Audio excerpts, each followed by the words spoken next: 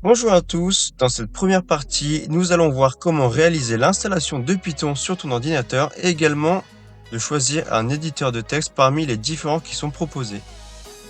Directement attaquer par l'installation de Python.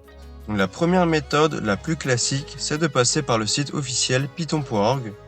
Donc tu cliques sur l'onglet Download et le site va automatiquement te proposer la bonne version pour ton système, que tu sois sur Windows, macOS ou Linux. Maintenant, si comme moi tu es sous Windows, il existe une méthode encore plus simple. Tu ouvres le Microsoft Store, tu recherches Python et tu installes directement la version officielle publiée par Python Software Foundation. Au moins c'est rapide, propre et parfait pour débuter sans te compliquer la vie. Maintenant, on va venir vérifier que l'installation est correctement faite de Python. Donc une fois l'installation faite, ouvre ton terminal ou l'invité de commande et tape simplement python-version. Taper cette commande, ça permet d'afficher la version de Python et de voir tout simplement si celui-ci est installé. Et suite à ça, tu pourras rentrer les instructions pip-version. Donc cela permet de voir le gestionnaire de paquets Python, vérifier qu'il fonctionne correctement de pair avec Python. Donc c'est ce qui va permettre de pouvoir ajouter des bibliothèques dans nos projets. Donc une fois avoir fait ça, si les versions de Python et de pip s'affichent, donc tout est bon, tu es prêt à coder. Par contre, si rien ne s'affiche ou qu'il y a une erreur, recommence l'installation depuis le début, pas de panique, tu as peut-être juste oublié une petite étape. Maintenant que Python est installé, on va passer à une étape très importante, choisir un IDE, c'est-à-dire un environnement de développement intégré. Donc un IDE, c'est tout simplement un logiciel qui te permet d'écrire, d'exécuter et déboguer ton code facilement avec une interface et des outils adaptés à la programmation. Parmi ces outils qui vont pouvoir t'aider dans le code, il y aura l'autocomplétion, la coloration syntaxique, l'accès rapide aux erreurs et parfois même un débogueur visuel et plein d'autres aides. Donc ici, voici une petite sélection d'IDE que tu peux utiliser selon tes besoins et ton niveau. Donc tout d'abord, il y a PyCharm, donc il est très complet, idéal pour les gros projets, mais peut-être un peu lourd pour débuter. On va avoir également VS Code, donc léger, rapide, personnalisable, parfait pour tous les niveaux. C'est personnellement celui que j'affectionne le plus.